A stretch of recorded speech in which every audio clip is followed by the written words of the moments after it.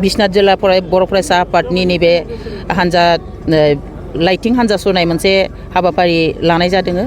बेनि थांखियानो जाहैदों जोङो सनितपुर आरो बिश्वनाथ डिस्ट्रिक्टआव थालांनाय माखासे जोंनि बिटिआरआव हाबसननो हायै नैबे गामिफोरखौ सोसननो थाखाय जोङो नैबे दिनैनि हाबाफारिखौ लानाय जादों।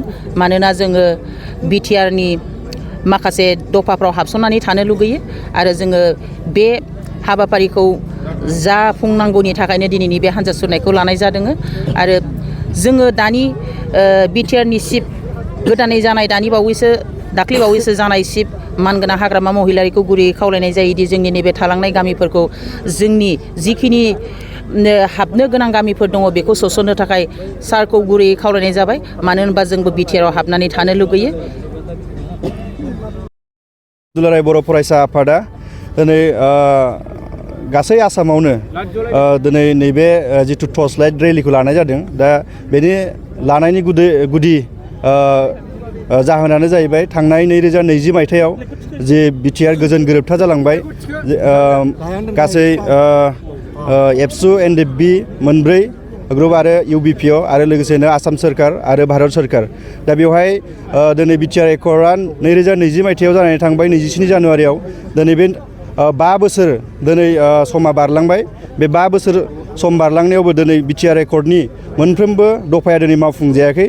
बे मावफुंजायै दफाफोरखौ दिनै आसाम सरकार आरो भारत सोरखारखौ जोङो आपिल खालामनानै दिनैनि बे आपिल खालामदों नैबे टर्च लाइट रेलिनि गेजेरजों, जाहाथे नैबे फैबाय थानाय समाव नैबे पार्लियामेन्टआव 125 जि संबिधान जि सोदांनाय, बे सोदांनायखौ लाबोनानै जाहाथे बिटिआर एकर्डनि जि दफाफोरखौ मावफुंनाया जाहाथे फुल फ्लेजेड जायो, खालामनो हायो, खालामो, बेखौ जोङो भारत सोरखारनिसिम जों खावलायहरदों।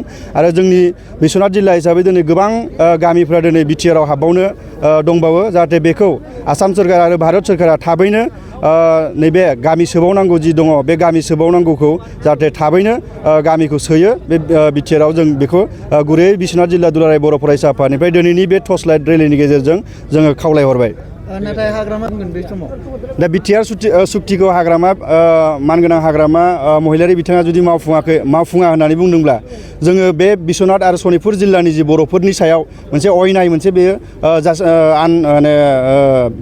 मोनसे बर'फोरखौ अयनाय खालामनाय जागोन। जोङो बेखौ बिश्वनाथ जिल्ला दुलाराय बर' फरायसा आफादनिफ्राय मानगोनां बिटिसिनि दानि जि चिफ हाग्रामा महिलारि बिथांनिसिमबो जोङो बिश्वनाथ जिल्ला दुलाराय बर' फरायसा आफादनिफ्राय जोङो खावलायदों। जोङो बिश्वनाथ आरो सनितपुर जिल्लानि जि बर'फोर, बे बर'फोराबो जोङो दिनै जोंबो जेरै बिटिसिआव नोङो बर'फ्रा गावनि मोनसे रायजो हिसाबै बा गावनि जायगा हिसाबै जेरै बर' हिसाबै दिनै थांनानै थानो जि खर' दिखांनानै जेरै बर' हिसाबै थांना थादों, जोंबो सनितपुर आरो बिश्वनाथ जिल्लाया जोंबो बिटिसिआव हाबनायनि गेजेरजों जोङो बर' हिसाबै जोंबो थांनानै थानो, जोंबो बड'लेण्डआव जोङो थांनानै थानो बा जोङो थानो लुबैयो। दा बिनि थाखायनो जोङो बिश्वनाथ जिल्ला दुलाराय बर' फरायसा आफादनि जानानै हाग्रामा महिलारि सारनिसिमबो जोङो गुरैयै खावलायहरदों, मानगोनां बिटिसि चिफनिसिमबो, जाहाथे जोंनि बे सनितपुर आरो बिश्वनाथ जिल्लायाव जि थालांनाय आद्रा थानाय जि गामिफोर, बे गामिफोरखौ जाहाथे बिटिआरआव सोसननायाव मानगोनां बिटिसिनि दानि चिफ हाग्रामा महिलारि सारा जाहाथे